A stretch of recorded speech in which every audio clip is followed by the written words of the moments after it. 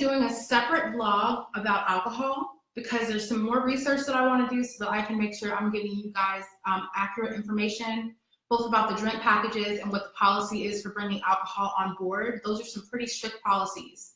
So don't go thinking that you're going to run to like the nearest liquor store and grab a whole bunch of rum to bring on board. That ain't happening.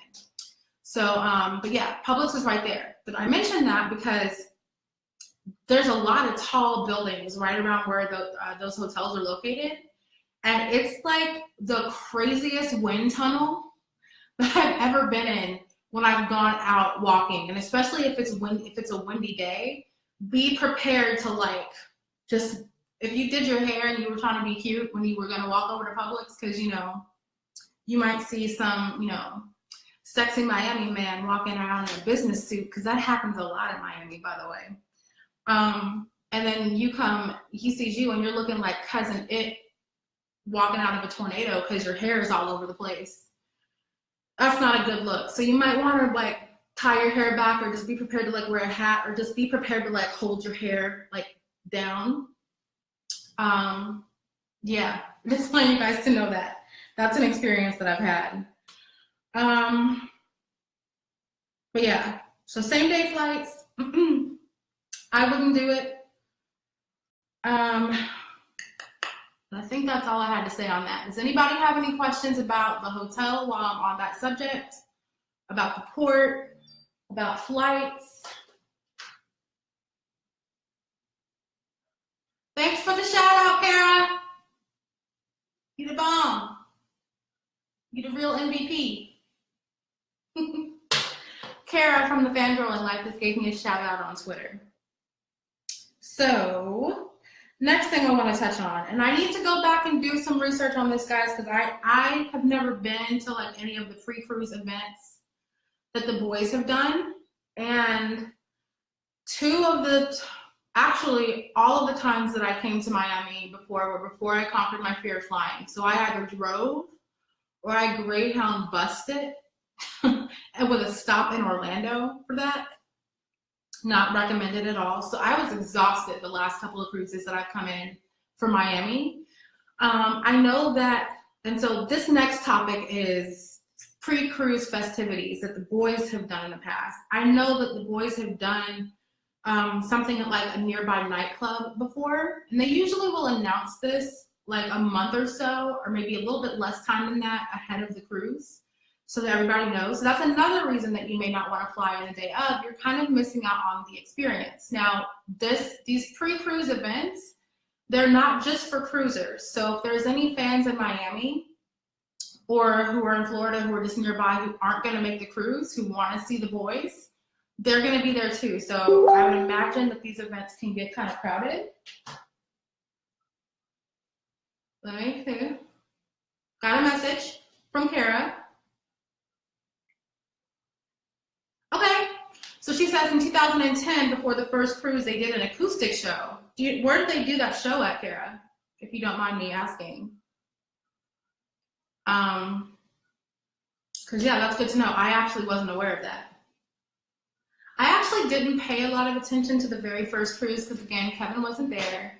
And I really didn't know what I was missing, you guys, until everybody got back. And that's why I've never missed a cruise since then.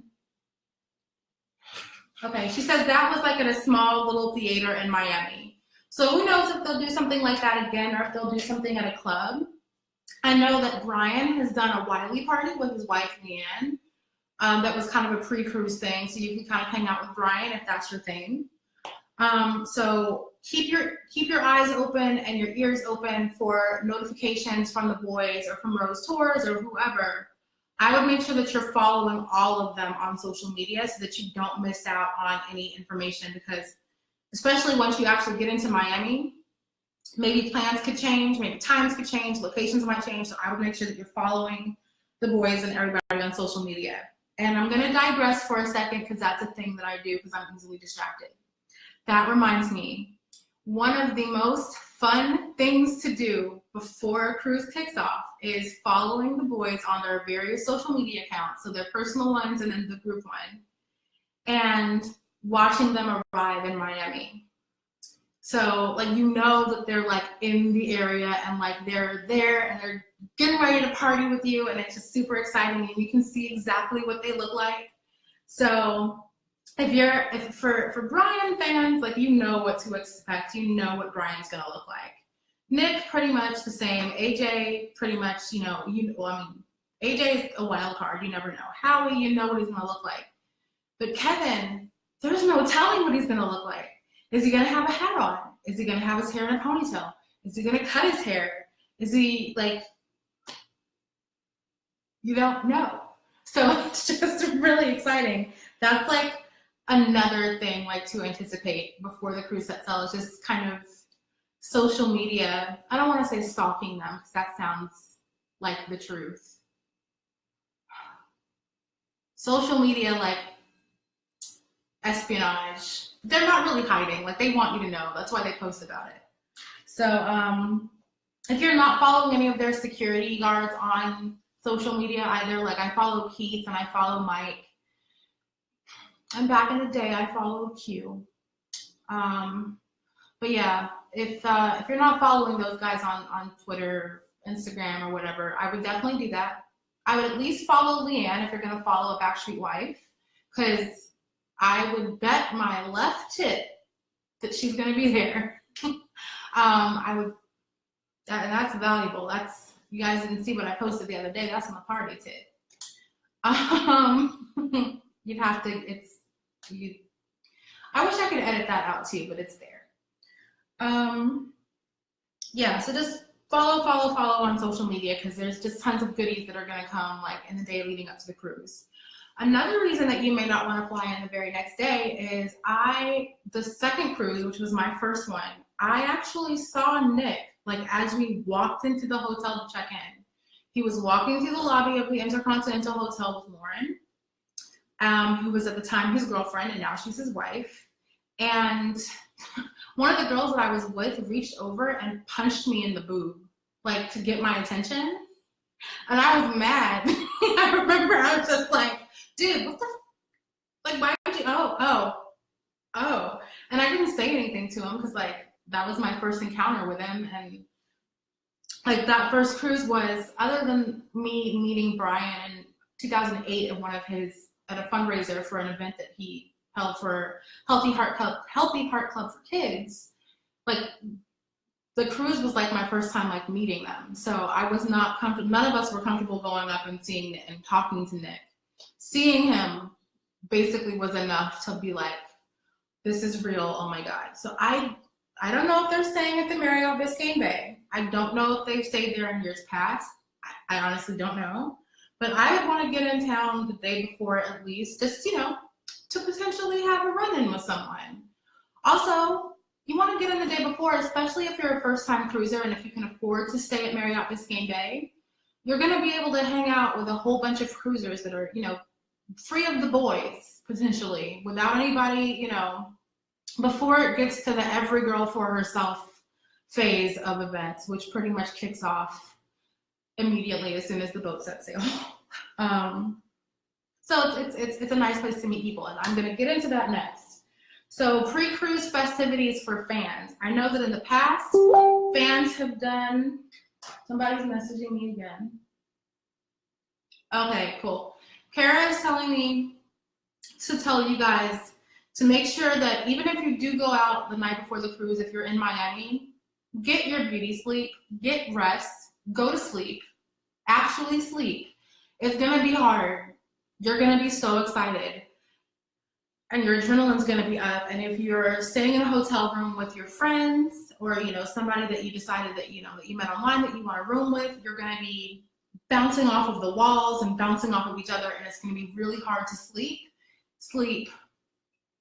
I beg of you, sleep, because you will not have tons of opportunities for good quality sleep once the boat sets sail and the cruise is underway. Although, like I said, I am a human sloth, and I find places to nap or ways to nap. And especially if this cruise isn't too overpacked with stuff to do, you'll be able to get some naps in here and there. But nighttime sleep, these deck parties, guys, they go late. And if you're not used to being up like this, and actually up and like functioning and doing things, you're gonna want to get your sleep. So that's a very good point, Kara. Save some stuff for when you come, because I'm gonna touch on that later. All right. So, but for in the past, fans have done their own things, and like I said, unfortunately, the last times that I've come into Miami for cruises, I either drove or took a Greyhound bus, and I was just too tired when I actually got in the day before the cruise to actually go out and do anything. I had every intention of doing so, and then like reality set in when I arrived. I was just like, I just need a bed. But there's a lot that's going to be going on this year. I've already seen people putting together like little meet and greets. But the one that I want to mention today is from the BFB Cruise group, like the event group. And I will put a link to that group once this video goes live, or once this video is up and saved. So you guys can join that group if you're not already in it. And keep an eye out for that event, because I'm going to be there. I'm not like, I say that, like, I don't want you guys to think that like, oh, and also Kim's going to be there. Like, get ready, guys. This nobody is going to be there. Get excited. No, like, I don't mean it like that. I'm saying I'm coming because I finally am going to be arriving in Miami at a reasonable time where I can actually go and enjoy myself and not be a zombie. So I'm really excited about that. That'll be a really good opportunity for like a lot of us to meet and to mingle. And I'm sure there's going to be plenty of first-time cruisers there. But I also realized that a lot of first-time cruisers have some anxiety about, I've gotten so many messages from you guys, from first-time cruisers that are worried about having a good time, that are worried about like not being able to make friends as easily because there's going to be so many of us there who already know each other. I think that if you can, muster up, the inner strength and self-esteem to come to a pre-cruise event like this where the fans are going to be, I think that it would be really beneficial to you. I think it'd be a good way for you to kind of see some people, maybe put some faces to some names of people that you've only met online, again, before it becomes a madhouse on the boat. It's it's a safe place, you guys. Keep in mind, we're all there for the same reason.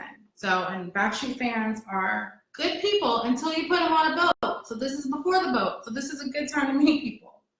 But for first-time cruisers, I'm actually going to be doing something at the cruise terminal before the boat sets sail. I'm not going to be passing out drinks or anything. Like, calm down. Calm down, the one that's not the party one. Calm it down. Because I'm literally just going to be there. I'll probably post a picture of myself and whatever I have on that day so you guys know where to look for me. And I'll also be vlogging. So, like, you'll see me walking around. And like I said, I'm 5'10". I'm kind of hard to miss. But I'll probably find a place before, like, boarding actually starts to, like, be in, like, one place. And I kind of want to be a magnet for first-time cruisers to meet each other, and also just to ask me any last minute questions before we board the boat. You can ask me in person if if it's something that you think of now that like you're there and you're seeing the ship and you're seeing all these people around you. Maybe new questions are going to pop into your head. So I'm planning to do that, but I also want that to be an opportunity for you to meet other first-time cruisers so you can see for yourself what I've been saying across all 5 of these vlogs. You're not the only one who's nervous. You're not the only one who's awkward. You won't be the only one who has social anxiety. You won't be the only one who's never been on a cruise and doesn't know what to expect or how to play the game, basically. There's going to be tons of others that are going to be like you there, and I want you to be able to meet them. I also know that you may not have been comfortable going to a pre-cruise event the night before, or maybe you're hard-headed and you didn't take my advice and you're flying in the day of the cruise, and this is your first chance to actually mingle and meet people. I want to kind of make sure that you get that opportunity to not feel like you're having to encroach on what you might perceive to be cliques, that are going to be throughout the terminal. Because friends are going to congregate with friends. That's going to happen. But I kind of want to make a space where first-time cruisers can come. And you don't have to be a first-time cruiser. If you're just nervous or anxious or whatever and you've cruised before, but you don't really know a lot of people that are going to be on this year's cruise, you're more than welcome to come by and say hello.